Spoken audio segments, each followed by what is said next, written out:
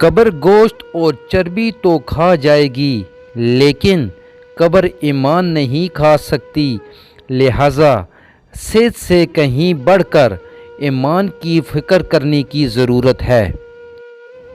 دل کو توڑنے والے دل کے درد کو کیا جانیں، پیار کی رسموں کے یہ زمانے والے کیا جانیں، ہوتی ہے قبر کے نیچے کتنی تکلیف، اوپر سے یہ پھول چڑھانے والے کیا جانیں۔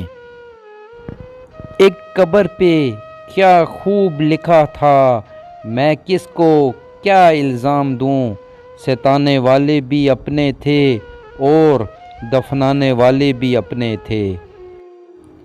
قبر کی اندرونی خوبصورتی کے لیے محنت کرو، ورنہ گھر والے تو باہر سے ماربل لگا کر بھول جائیں گے۔ مرنے کے بعد قدر کی بھی تو کیا کی، زندگی گزری کچے مکان میں میری، موت کے بعد قبر پکی کی بھی تو کیا کی۔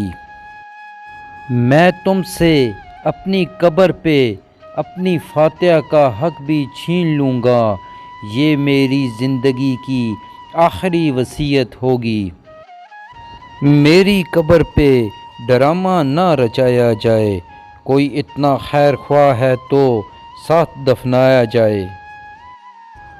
موت کی گاڑی میں جب سونا ہوگا، نہ کوئی تکیہ نہ کوئی بچھونا ہوگا، ہم ہوں گے اور ہماری تنہائی ہوگی، قبرستان میں ایک چھوٹا سا کونا ہوگا۔